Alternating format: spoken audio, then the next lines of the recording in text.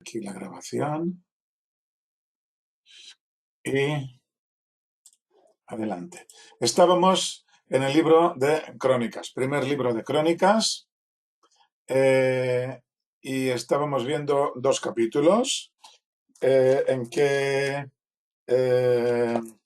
son paralelos a los capítulos al capítulo que estábamos viendo en el libro de Shmuel, capítulos 15 y 16.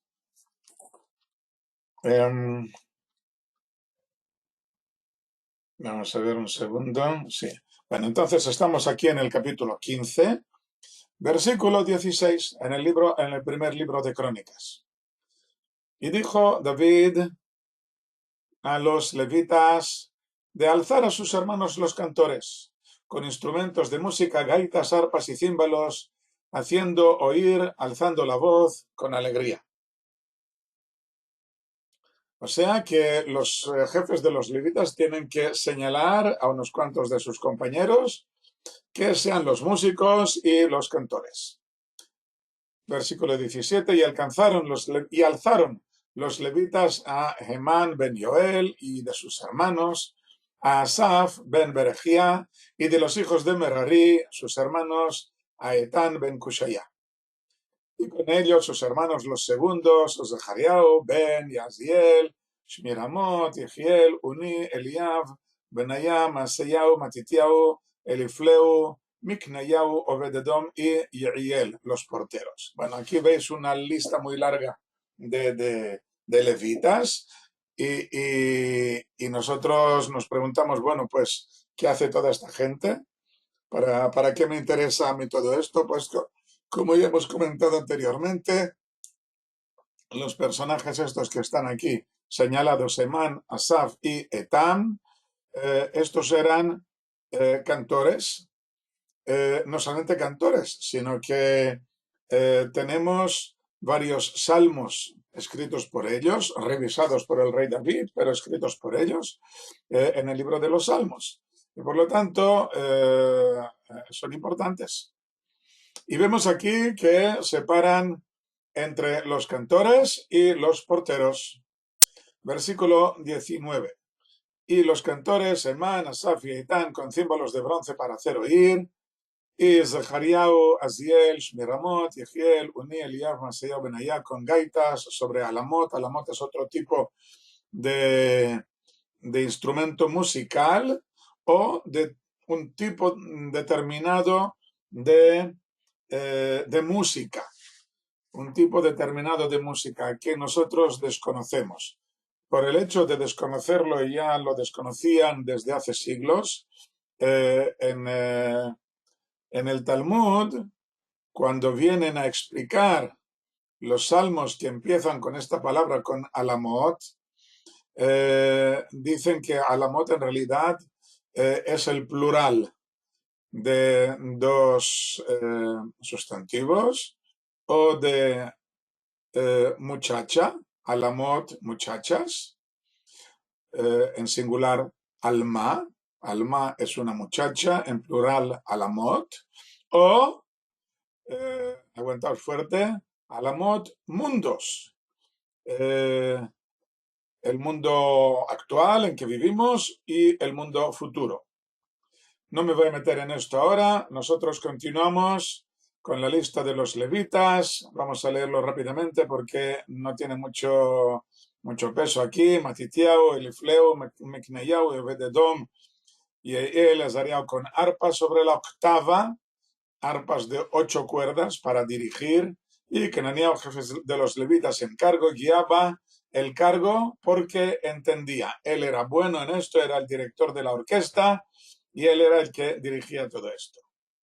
Y Berejía y Elcana eran porteros del arca, y Shebaniah, Yosafat, Netanael, Amasai, Zechariah, Benayah y Eliezer son los sacerdotes. Trompeteaban con las trompetas delante del arca de Dios. Tenemos el verbo aquí, una redundancia como siempre en hebreo, trompetear con trompetas. No me imaginaba otro instrumento para trompetear, pero en hebreo se dice la redundancia. Y Obededom y Ejía eran los porteros del arca. Shalom, Javiva, bienvenida.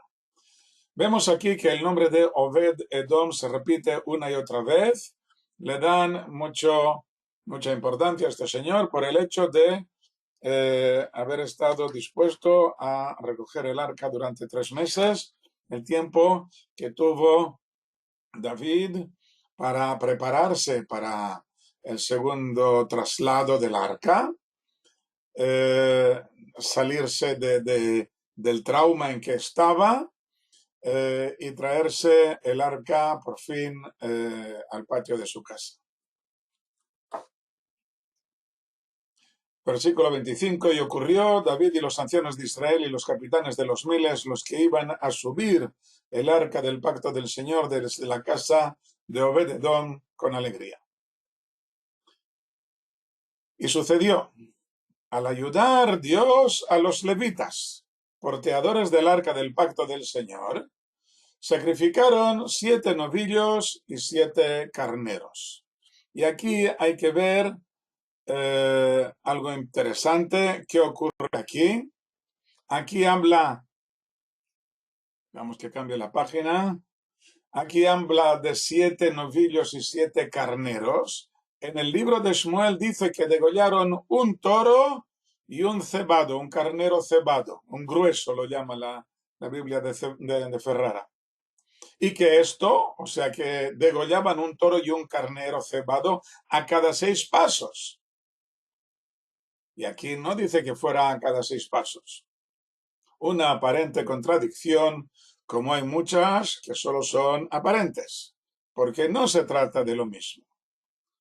En primer lugar, debemos entender qué significa esto que dice, al ayudar Dios a los levitas porteadores. Bueno, en primer lugar,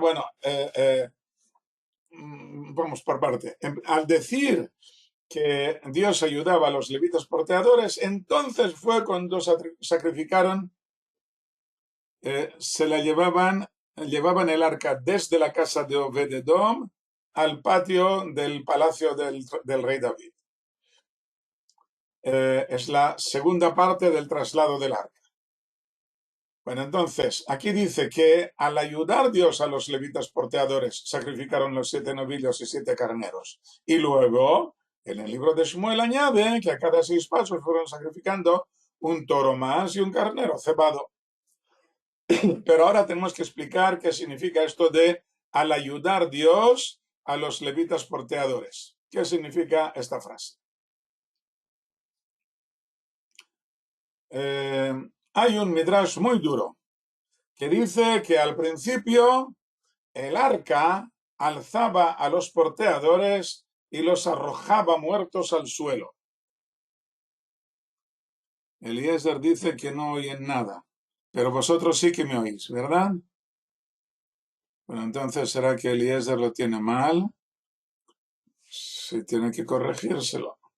Bueno, pues decidle a Eliezer que se lo corrija.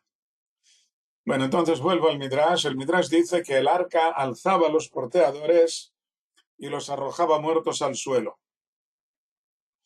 Como ya hemos visto y estudiado en el libro de Yoshua, capítulo 4, que cuando los levitas porteadores llevaban el arca a sus hombros, con O, no con E, a sus hombros, en realidad levitaban, no tocaban el suelo. Parece como si fuera a propósito en castellano, en hebreo no tiene nada que ver una cosa con otra. Levitas y levitar no tienen nada que ver uno con otro en hebreo. Los levitas levitaban, no tocaban el suelo porque el arca los alzaba en vilo.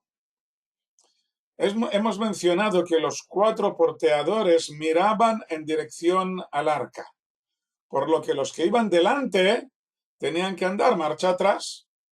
Y podríamos pensar que podían tropezar con cualquier piedra, pero en realidad ellos solo hacían como si anduvieran, para esconder el milagro a los ojos del pueblo.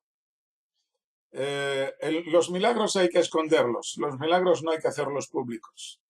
Hay que darles gracias al Creador, hay que decirle muchas gracias por todas las cosas buenas que nos hace, pero mientras sea posible hay que esconder los milagros. Pero este milagro llegó un momento en que tuvieron que descubrirlo. Cuando tuvieron que cruzar el Jardín, el capítulo 4 del libro de Yoshua, todos se dieron cuenta de que los 4 porteadores con el arca caminaban sobre el agua. Y entonces todos se dieron cuenta de que en realidad el arca les levantaba a ellos. Pero era muy peligroso.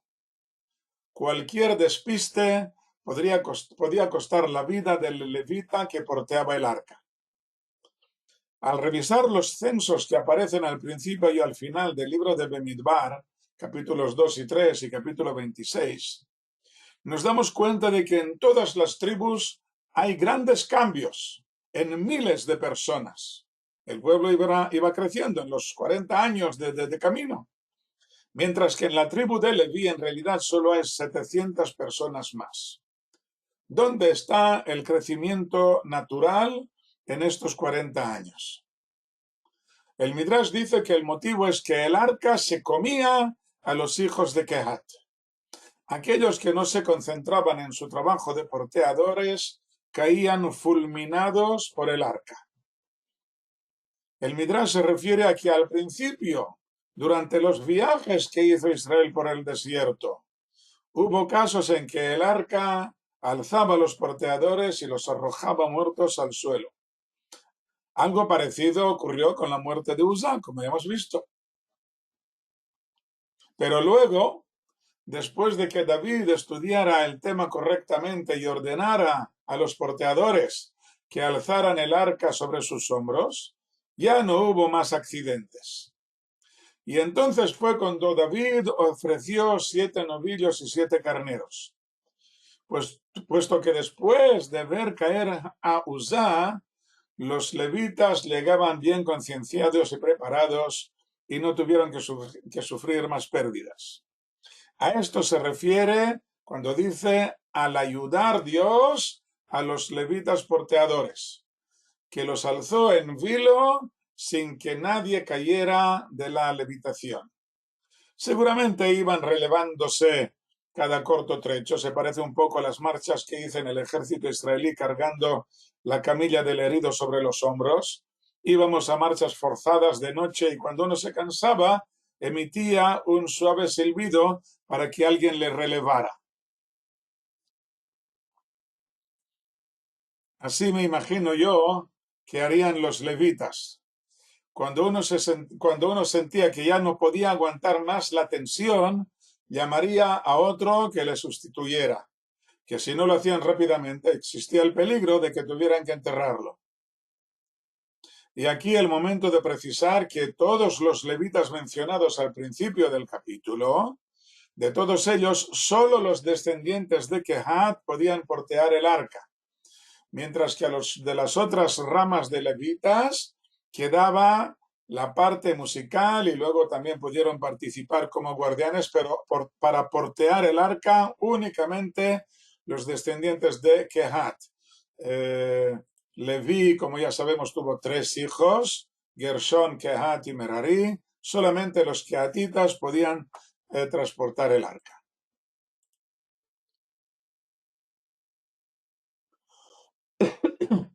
Volvamos al libro de Crónicas, versículo 27. Y David estaba envuelto con abrigo de lino, y todos los levitas porteadores del arca, y los cantores, y Cnaniá, director de cargo de los cantores, y sobre David había un efod de lino. Y todo Israel subían el arca del pacto del Señor, con clamor, con sonido de shofar, con trompetas, con címbalos, hacían oír con gaitas y arpas. Y sucedió, el arca del pacto del Señor entraba a la ciudad de David, y Michal bat Shaul miró por la ventana y vio al rey David bailando y jugando, y lo despreció en su corazón. Hablaremos de esto a continuación. Cuando volvamos al libro de Shmuel, estamos aquí en el libro de Crónicas, cuando regresemos al libro de Shmuel hablaremos de este tema. Continuamos con el capítulo 16. Y trajeron el arca de Dios y la colocaron dentro de la tienda que había tendido David y ofrecieron olás y pacíficos delante de Dios. Olá es lo que llamamos holocausto, que se quema por completo, y sacrificios pacíficos se repartían entre todos, entre el dueño, el que traía la ofrenda, que recibía una parte, los sacerdotes recibían otra parte y sobre el altar colocaban otra parte.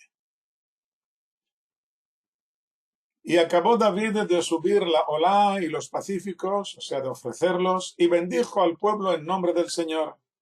Y repartió a todo hombre de Israel, de hombre hasta mujer, cada uno una hogaza de pan, un sexto de buey y una jarra. Perdón, en lugar de buey tiene que decir aquí de novillo. De esto ya también lo comentaremos a continuación. Y dio delante del arca del Señor de los levitas ministrantes. O sea, David dio delante del arca del Señor, puso algunos de los levitas ministrantes para recordar y agradecer y alabaran al Señor Dios de Israel. Y que alabaran al Dios de Israel. Esto lo vamos a explicar dentro de un momento también. Asaf, el jefe, y sus segundos, Zaharía, Yehel, Shmiramot, Yehiel, Matitía, Eliab, Benayahu, Bededom, y Yehiel con instrumentos de gaitas y arpas, y Asaf con címbalos hace oír. Y Benayahu y Ahziel, los sacerdotes, con trompetas continuamente delante del arca del pacto de Dios. En aquel día, entonces, dio David por primera vez a agradecer al Señor por manos de Asaf y sus hermanos. Por primera vez, David puso a los levitas a cantar y a tocar música con los instrumentos delante del arca del pacto de Dios. Así fue la primera vez y luego continuó durante todo el tiempo del primer templo y luego también en el segundo templo también músicos y cantores, había un coro y una orquesta muy grandes en el templo. Aquí empieza, a partir del versículo 8, una oración de agradecimiento al Creador.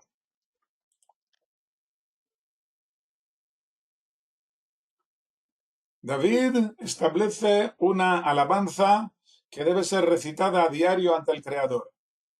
Es el establecimiento de los cánticos que luego serían en el templo al hacer las ofrendas nacionales, o sea, el sacrificio perpetuo cada mañana y cada tarde, y los adicionales, el musaf, en Shabbat y los festivos.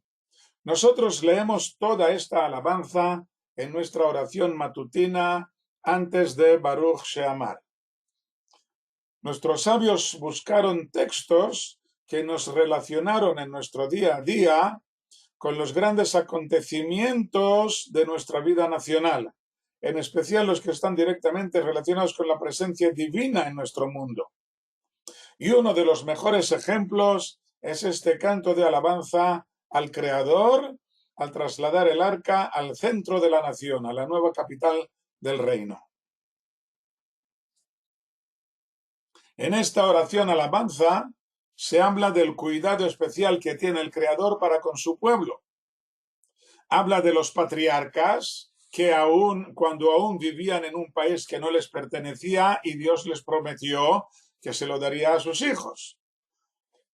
Hasta entonces los hijos de Israel tuvieron que pasearse de nación en nación, de Egipto por el desierto, pasando por Edom, Moab y Amón, y en todos estos lugares no permitió el Creador que nos dañaran.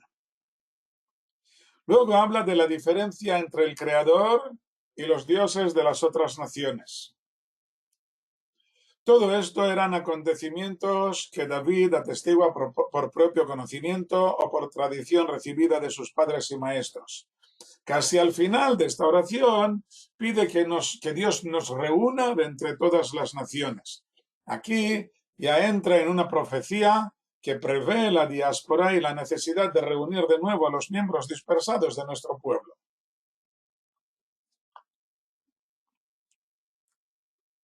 Esta misma oración de 29 versículos en el libro de Crónicas aparece en el libro de Salmos capítulo 105, pero allí en lugar de 29 versículos tiene 45,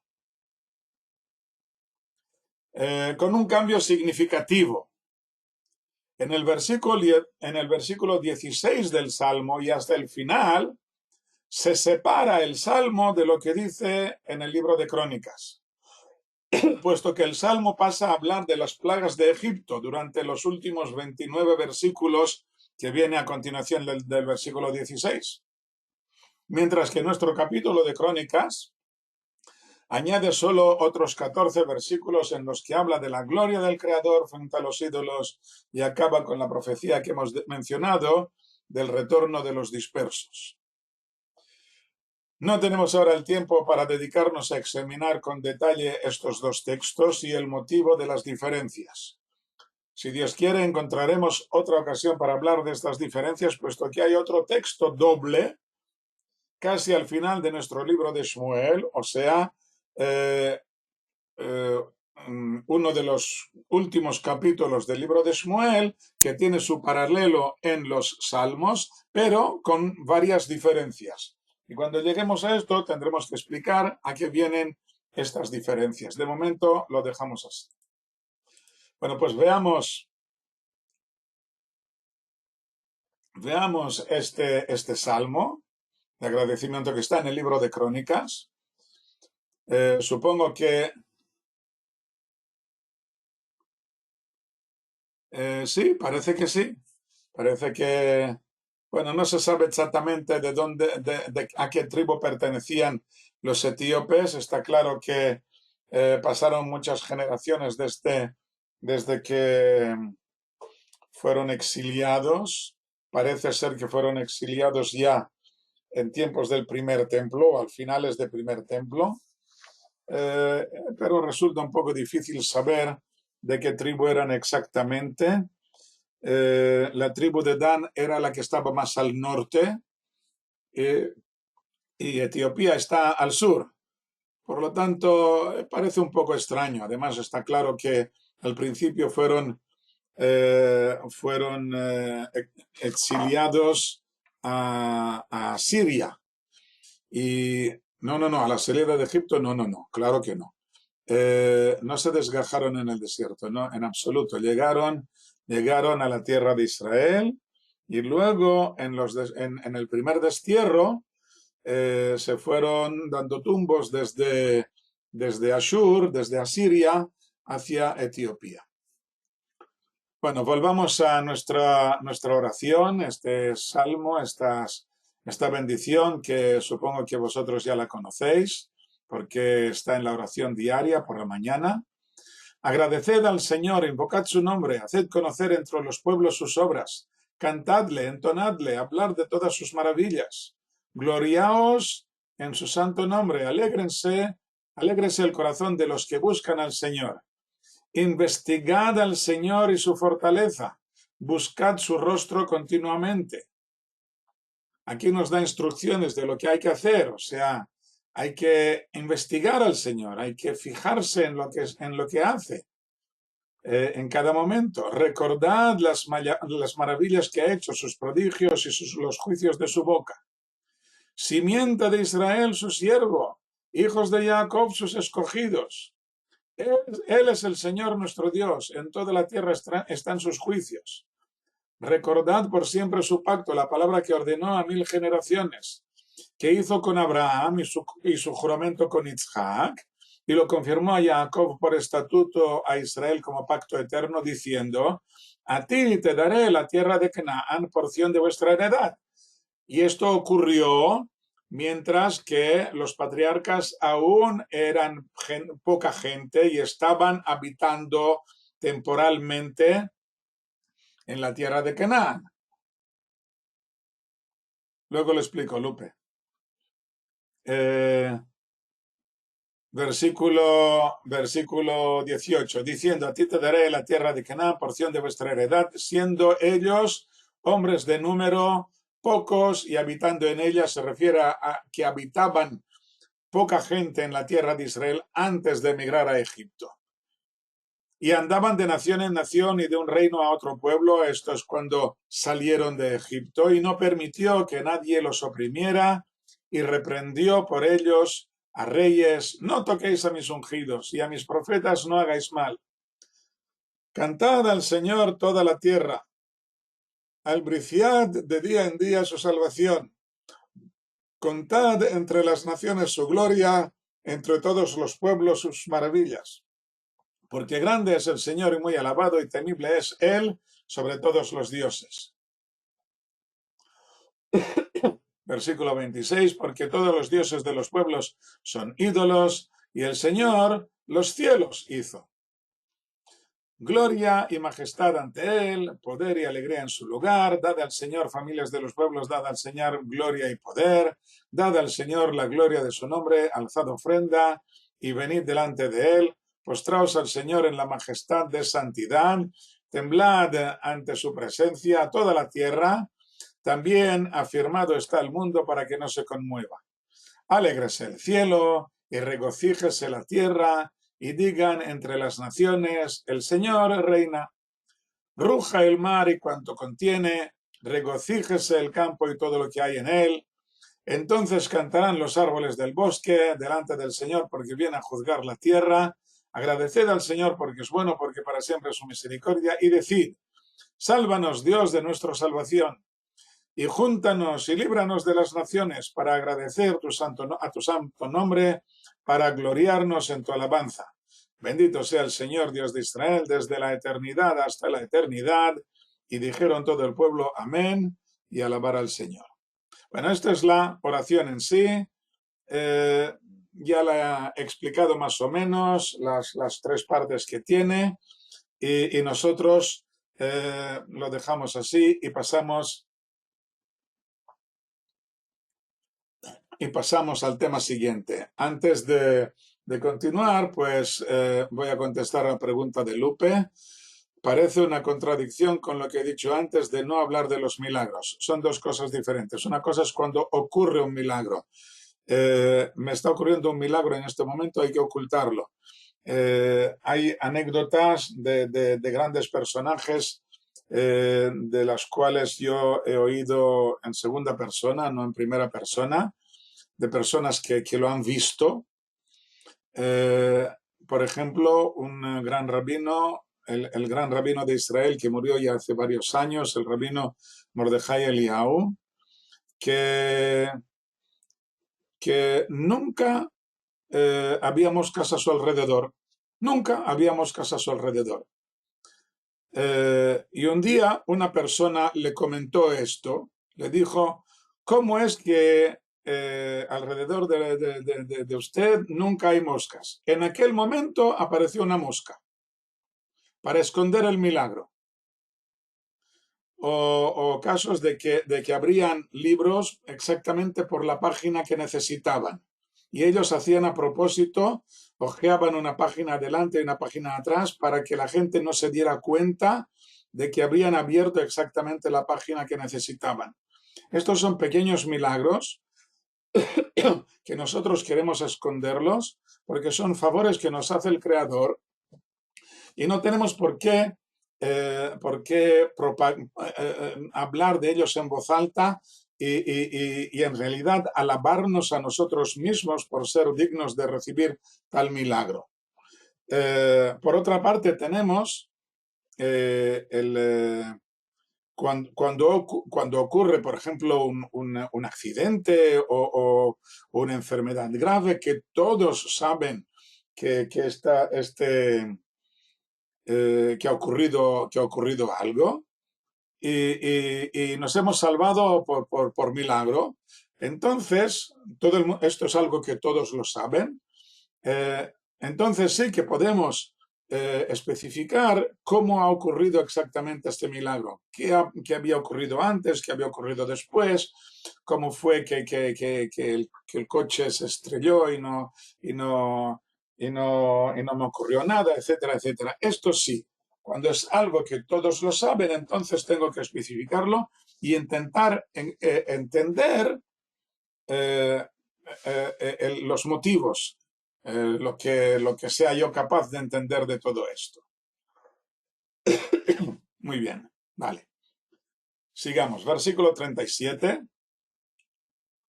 Y dejó allí, delante del arca del pacto del Señor, a Asaf y a sus hermanos, para ministrar delante del arca continuamente, según lo de día y día. Y a Obed-Edom y sus hermanos, 68, y Obed-Edom ben Yedutún, y a Josá como porteros. Y a Tzadok, el sacerdote, y a sus hermanos los sacerdotes, delante del tabernáculo del Señor, el altar que estaba en Givón, para alzar olás al Señor sobre el altar de la ola continuamente por la mañana y por la noche, según todo lo que está escrito en la ley del Señor que ordenó a Israel, y con ellos estaban Emán y Yedutún y los demás escogidos que fueron designados por nombre, para agradecer al Señor, porque para siempre es su misericordia, y con ellos Emán y Yedutún, trompetas y címbalos.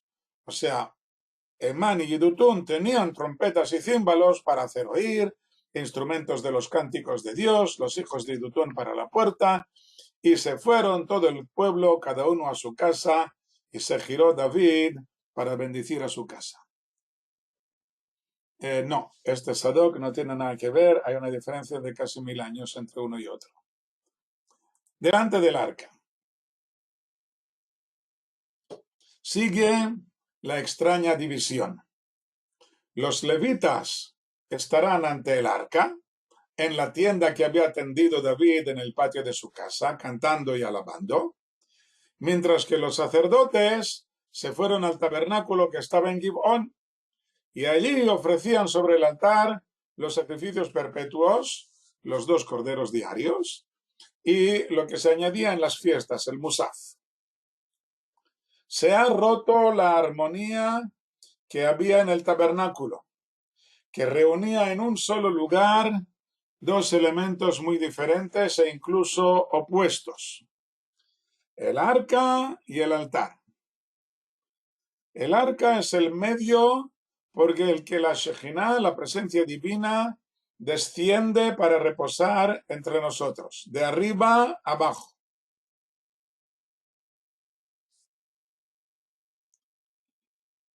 El altar es el lugar de nuestro trabajo, de nuestras ofrendas particulares y públicas al Creador, de abajo arriba.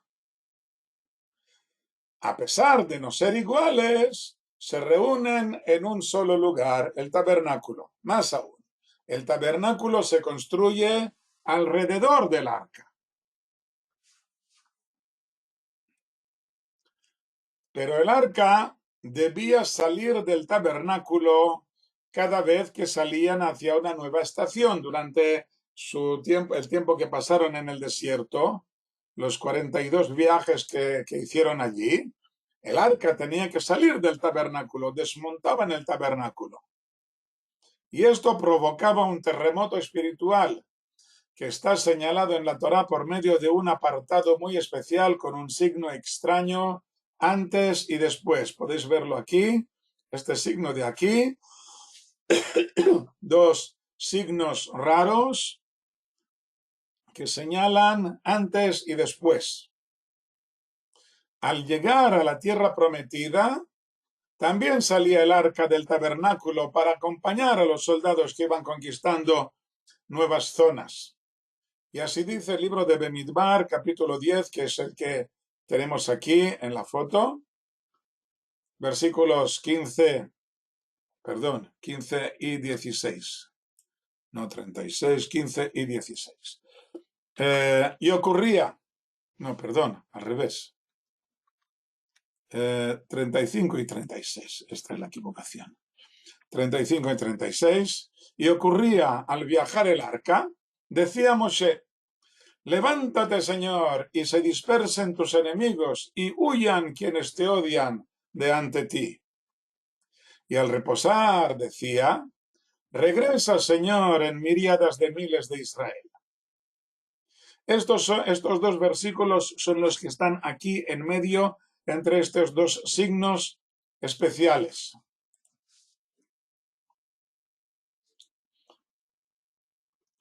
Después de las conquistas, se construyó un tabernáculo especial en Shilo. ¿Qué tenía de especial? Que sus paredes eran de piedra, aunque siguiera recubierto con las carpas originales que había en el desierto. Aquí debía reposar también el arca hasta la construcción del templo definitivo. Pero al principio del libro de Shmuel se cae estrepitosamente el tabernáculo de Shilo. Los filisteos secuestran el arca, pero al devolverla no fue introducida de nuevo al tabernáculo, a pesar de haberla trasladado a un lugar muy cercano al que estaba el arca. Trasladan el tabernáculo muy cerca del lugar donde estaba el arca, pero no meten el arca dentro del tabernáculo.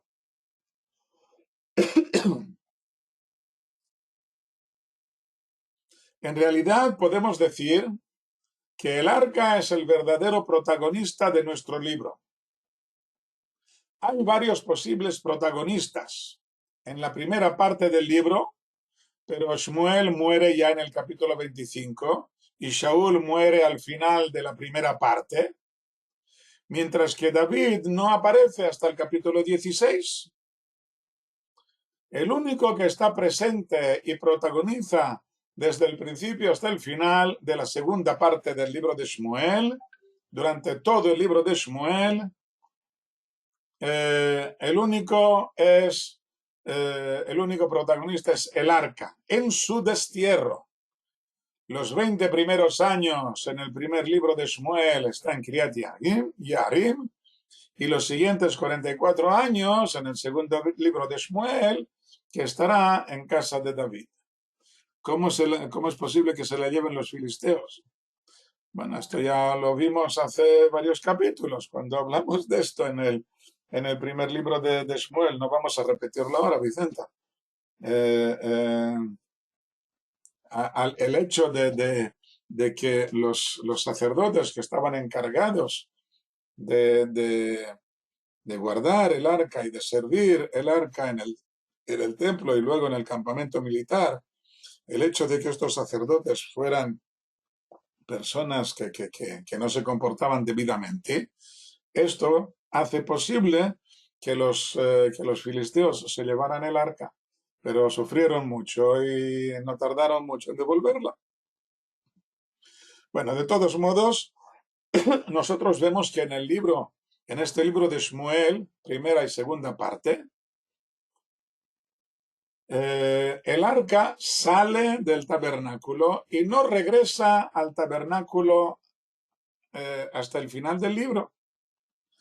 Y esta salida no ha sido para espantar a los enemigos de delante del Señor. Es un destierro. Y David no es capaz de hacer terminar este destierro.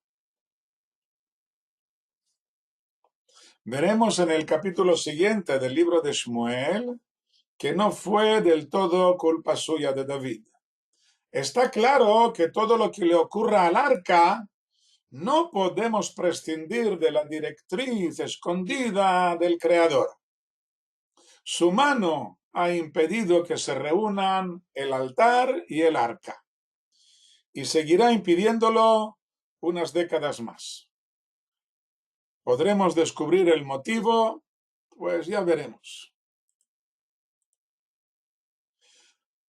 Muy bien, entonces aquí hemos terminado con estos dos capítulos del libro de Crónicas que quería enseñaros y volvemos al libro de Shmuel. Vamos a ver, aquí está. Aquí se repiten los versículos que ya hemos visto en el libro de Crónicas y los vamos a explicar aquí. Versículo 13. Vamos a ver, Francesc tiene una pregunta.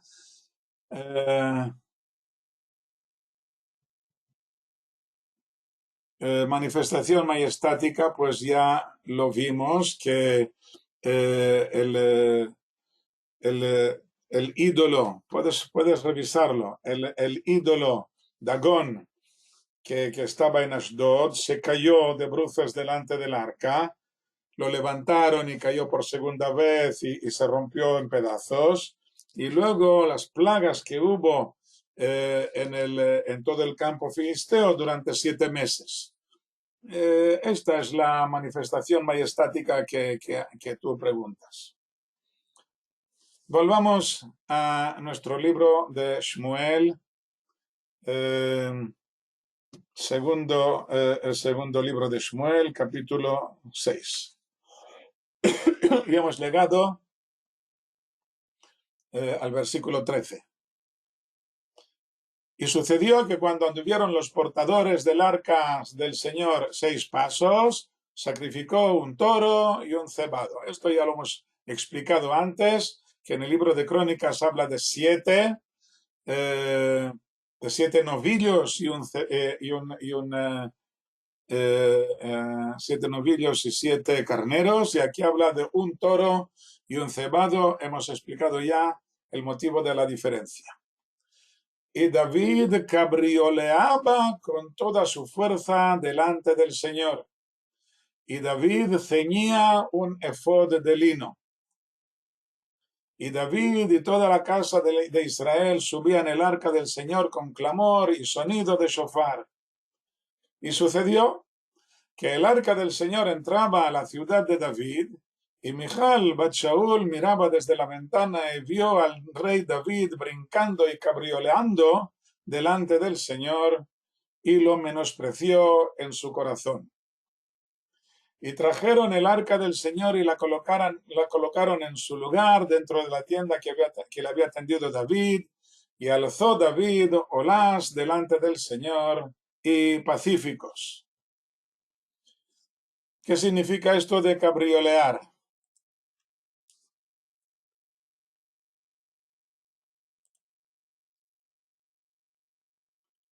Es un verbo que aparece una sola vez, por lo que no podemos saber cuál es su significado exacto. Se repite luego en el versículo 16 junto con el verbo brincar, que también es único en todo el Tanaj. Mefazer, mefazez, umejerker. En el libro de Crónicas también vimos en su lugar 2 verbos ya conocidos, bailando y jugando. Estos son 2 verbos que aparecen en el libro de Crónicas que hemos leído antes, y estos verbos sí que aparecen muchísimas veces en el Tanaj, bailar y jugar. Nosotros sabemos exactamente qué significan estos 2 verbos. Pero aquí en el libro de Shmuel nos pone 2 verbos diferentes, cabriolear y brincar, que en el Tanaj, en hebreo, son palabras únicas. Es la única vez que aparece estos 2 verbos en todo el Tanaj. Por lo tanto, podemos hacernos una idea de su significado, pero nos resulta un poco difícil entender el matiz exacto. Dice el libro de Kuzari que si la alegría al cumplir los mandamientos del Creador, si la alegría pasare a música y danza, esto es servicio de Dios y es unión con lo divino. O sea, estás aquí cumpliendo con tu deber religioso al alegrarte y al bailar. Y no tan solo esto, sino que la alegría era uno de los más importantes ingredientes en el templo. Durante la fiesta de Sukkot, como dice el Talmud en el Tratado de Sukkah.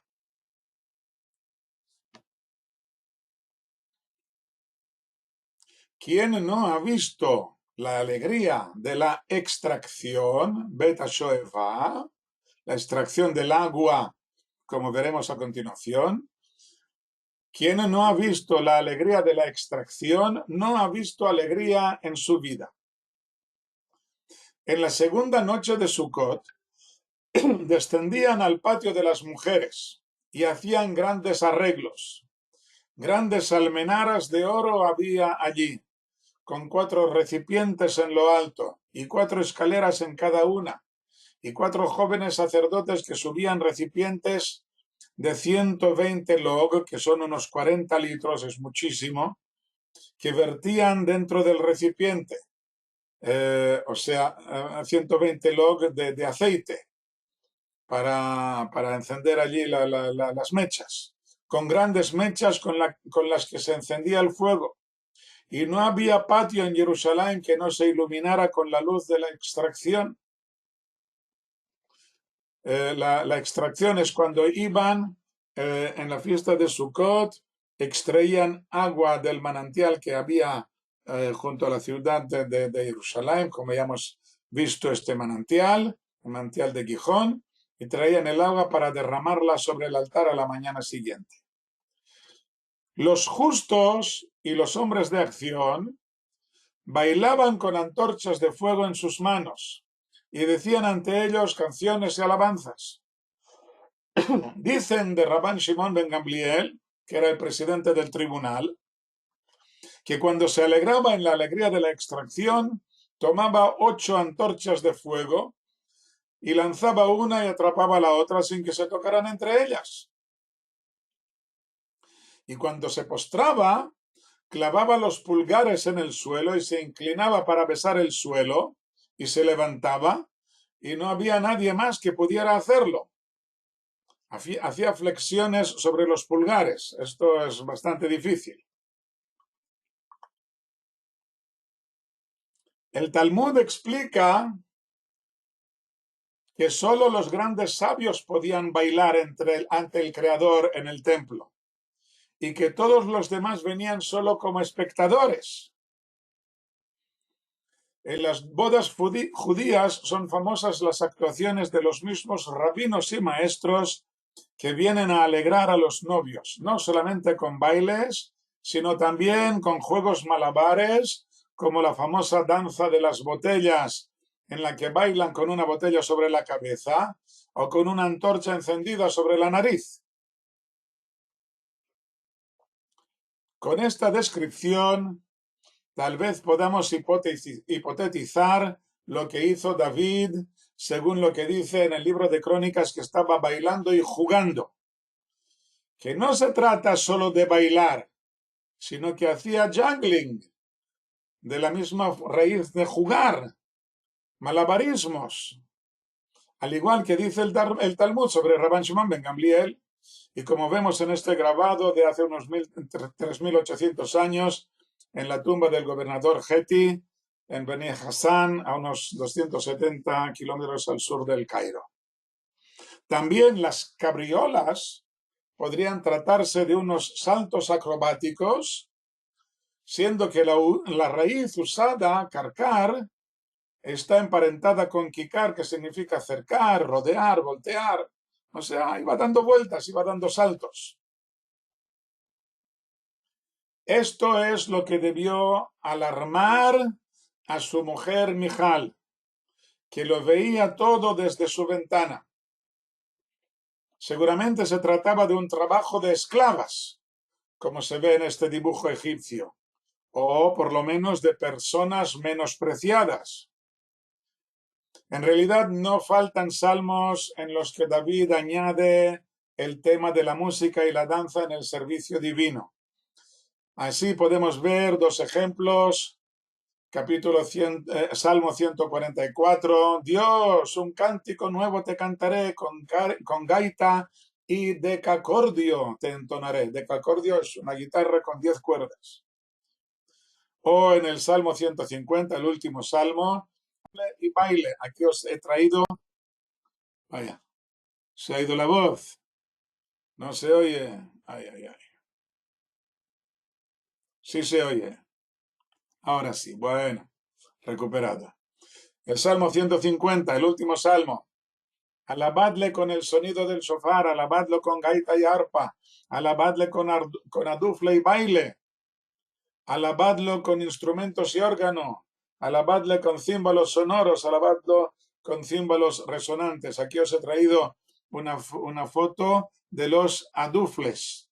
Estos son adufles, un adufle grande y uno pequeño. Son panderos cuadrados. Esto es todo. Además, hemos visto por primera vez en el libro de Crónicas que David establece un orden de levitas, cantores, para que canten ante el Creador. En la primera época, en el patio, en su patio ante el arca, pero luego se quedarán también en el templo. Esto no significa que no hubiera música en el tabernáculo antes de David, puesto que vimos al principio del libro de Shmuel que había cantores, sino que a partir de David se convierte en un servicio fijo y establecido, se convierte en algo, en parte de la función. Está claro que dentro del templo hay músicos y hay cantores.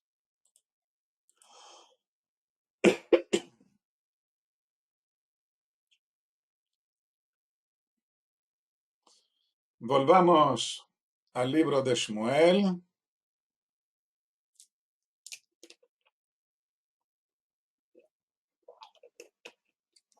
Vamos a ver qué le pasa a la página. ¿Se os ha cambiado la página? Yo no veo el cambio.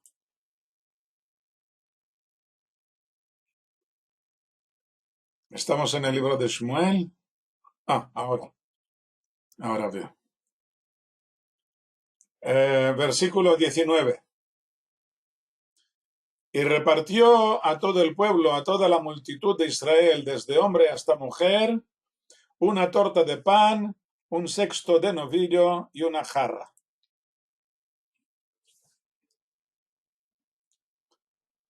Vamos a ver si cambia la página. Va un poco lento ahora. Vale. Un sexto de novillo. Un eshpar.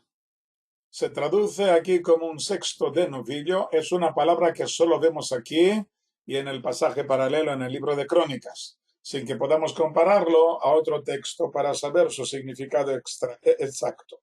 Podría venir de la raíz shafar, que vemos en el Salmo 16 y que se traduce por ser agradable. Y entonces significaría que es una buena porción de carne. Y también la palabra shofar podría venir de la misma raíz y significaría algo agradable. Pero el Talmud dice que es la abreviatura de Aleph, que significa uno, la Shin de Shesh, que son 6, y Par, que significa novillo. Un sexto de novillos, muchísima carne. Un novillo debe pesar más de 300 kilos y una sexta parte de un novillo es mucha carne. Podría tratarse de la misma carne de los sacrificios ofrecidos.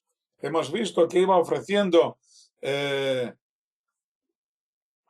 un toro y novillos y tal, pues de la carne ofrecida, pues podría haberla repartido luego entre la gente. La carne de la olá era quemada por completo ante el altar, pero los sacrificios pacíficos eran para el consumo del dueño, que podía invitar a su mesa a quien quisiera, por supuesto guardando las normas de pureza y santidad.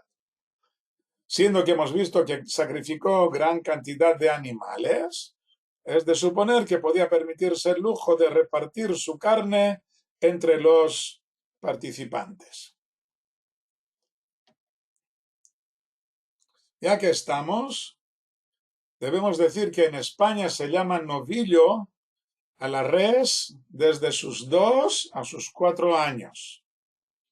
Y de ahí en adelante será buey si está capado o toro si no lo está.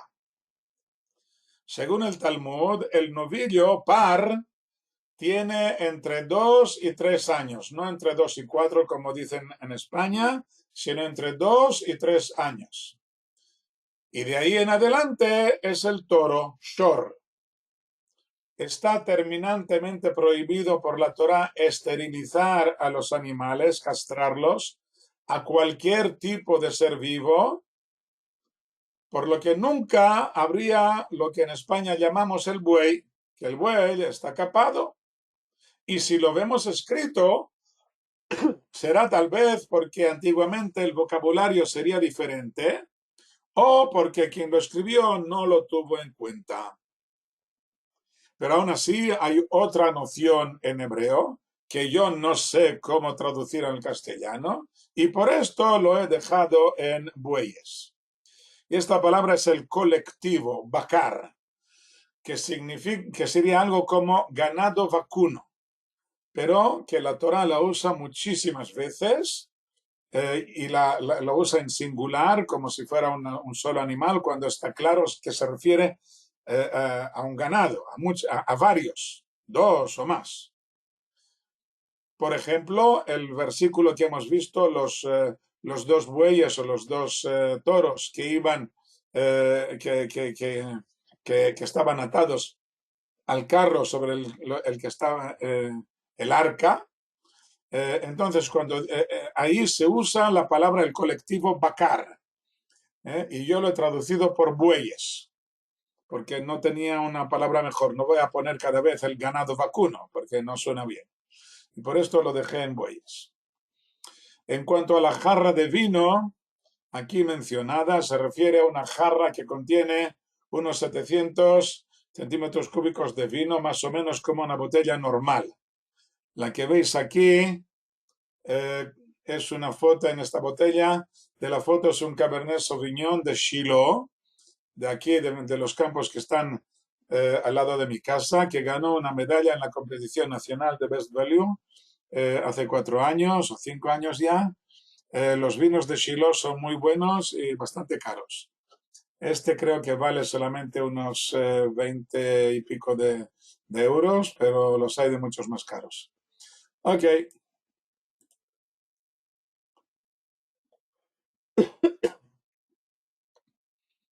No cambia la página. Versículo 20. Vamos a ver. No cambia.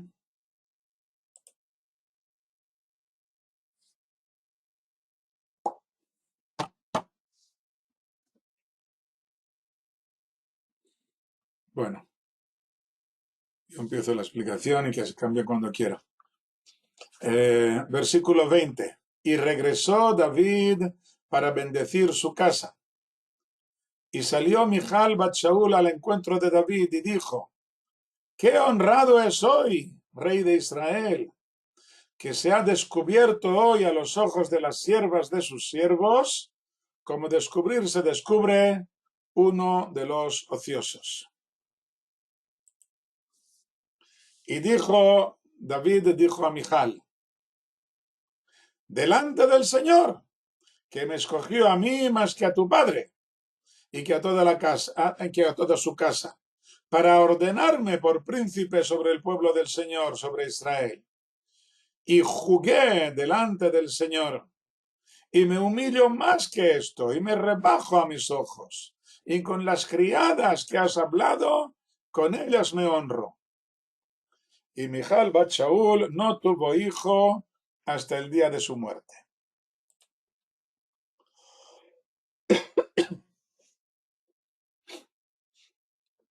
Se cambia esta página, ¿qué ocurre? ¿Podéis ver el cambio de la página o no?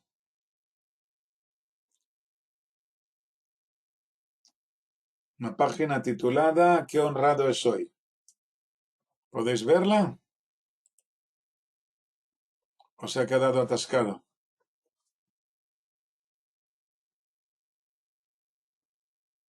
¿Podéis ver el cambio de la página? Página ¿Qué honrado es hoy? Porque yo en mi monitor no veo el cambio. No, no tengo una. ¿No ha cambiado? No se ve, no se ve el cambio de Se ha la quedado con la página, botella. Nissan. Por fin he podido conectarme, menos mal. Se ha quedado con la botella, Eliezer. Esto es para ti, la botella.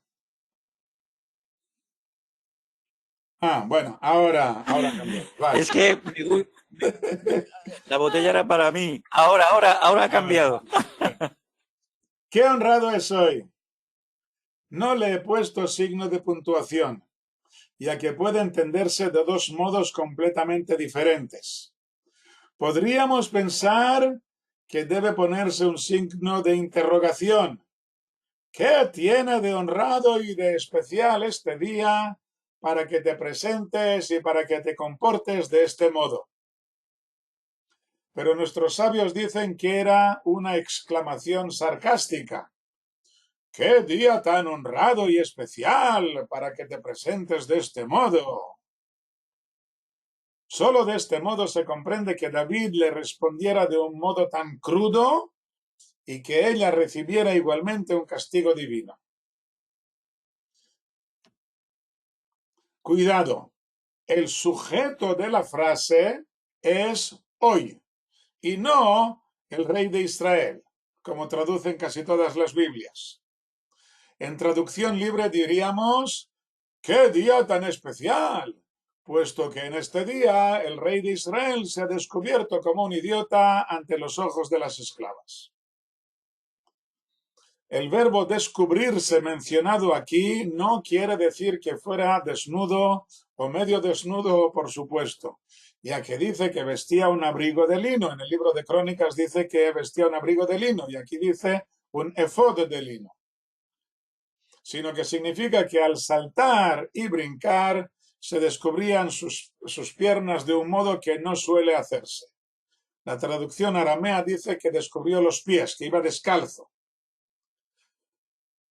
Pero seguramente se refiere al mero hecho de presentarse en persona ante el pueblo sin la guardia de honor a su alrededor, como hacía Shaul y como hacen los verdaderos reyes, según el modo de ver de Mijal. En teoría, Mijal tiene razón. El rey debe estar a cubierto de las miradas curiosas. Así dice la Torá en el libro de Devarim, Deuteronomio, capítulo 17, versículo 15. Pondrás un rey sobre ti. Y esto quiere decir que su temor debe estar sobre ti.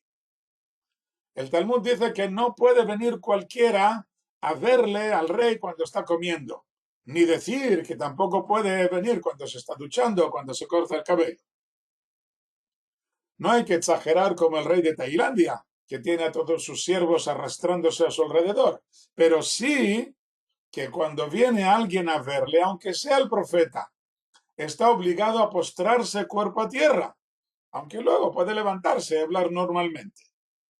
Todo esto lo menciona Maimónides en sus Leyes de los Reyes, capítulo 2, y también dice que él, el rey, no puede prescindir de estos honores. Y puesto que la honra no es a su persona particular, sino que honramos al representante del reino. Sí, exactamente, desnudarse de su majestad, como un hombre normal, exactamente, es lo que estoy diciendo aquí. Bueno, así Mijal le recrimina en nombre de la nación. Este no es el comportamiento de un rey. Los reyes no se comportan así. ¿Qué haces? Y David le contesta, me comporto de este modo delante del Señor que me escogió a mí y no a tu padre.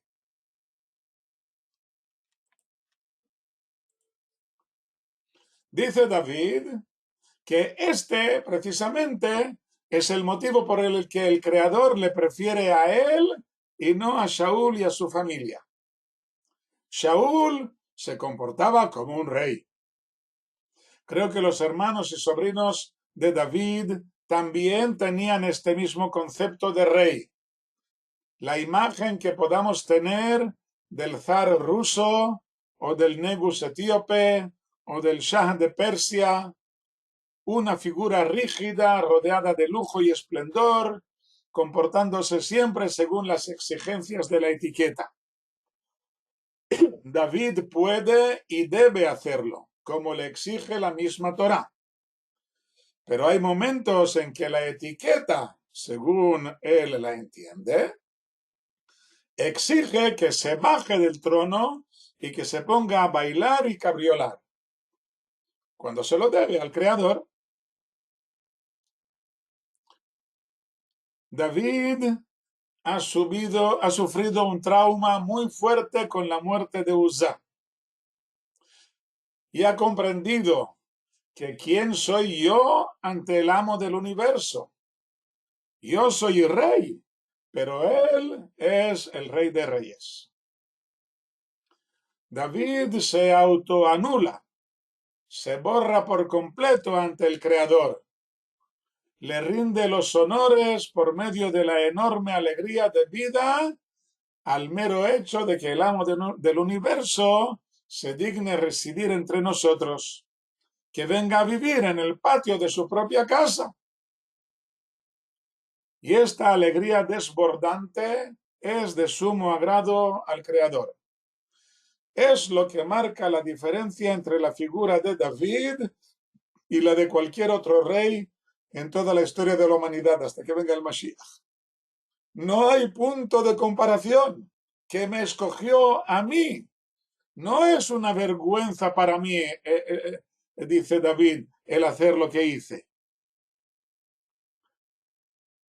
Y acaba diciendo a Mijal, ¿para qué necesito yo todos estos honores de los que tú me hablas? ¿Por qué crees que valgo yo más que las siervas de las que hablas cuando nos presentamos ante el Creador? Este es otro punto. Cuando nos comparamos los unos a los otros en este mundo, hay gente que se ha esforzado más o menos, hay quien se ha ganado una riqueza o unos honores, hay un rango y diferencia entre unos y otros. Esto en el mundo de los humanos es válido e incluso correcto. Pero cuando nos mostramos ante el Creador, desaparecen todas estas diferencias y todos somos iguales. El rey y las siervas quedan al mismo nivel. Y esto es lo que le dice David a su mujer. Y terminemos el capítulo con el último versículo que dice: y Mijal bat Shaul no tuvo hijo hasta el día de su muerte. O sea, de aquel día en adelante, puesto que ya vimos en el capítulo 3 del segundo libro de Shmuel que Eglá es la misma Mijal y tuvo un hijo que se llamaba Itraam, pero que esto ocurrió cuando uno estaba en Hebrón antes de llegar a Jerusalén. Bueno, esto de quedarse sin más hijos es un castigo terrible, sin duda. Debemos entender que la crítica de Mijal iba dirigida al contacto entre el Creador y el rey David. Al criticar a David, Mijal está distorsionando el estado de ánimo con el que debemos presentarnos ante el Rey de Reyes. Ella pretendía salvaguardar la buena presencia del rey humano, poniéndolo seguramente sin querer por delante del mismo Rey de Reyes. Es otro de los errores que las grandes personas no pueden cometer sin recibir las repercusiones. Tal vez si hubiera reaccionado inmediatamente después de la reprimenda de David, pidiendo perdón por su falta de comprensión, tal vez no hubiera recibido castigo alguno, o al menos uno que no fuera tan grave. Pero ella no responde, no dice nada. Se queda en su idea, no cambia de idea. Y por lo tanto se queda también con el castigo. Y aquí termina este capítulo, que es un capítulo, como hemos visto, muy importante, del traslado del arca a la ciudad de Jerusalén. Nos queda por ver qué hace con el arca en su patio. ¿Se contenta con esto o quiere cambiar quiere cambiar el modo de tener el arca en Jerusalén. Esto ya lo veremos si Dios quiere, no la semana que viene, que va a ser Hanukkah, no tenemos clase el domingo que viene, sino que será dentro de 2 semanas, si Dios quiere. Bueno, me alegro. La próxima clase ya os aseguro que va a ser también muy interesante. Espero que sea también de vuestro agrado. Muchas gracias por vuestra atención de hoy y hasta la próxima. Buenas noches a todos. Shalom, shalom. Hanukkah Sameach.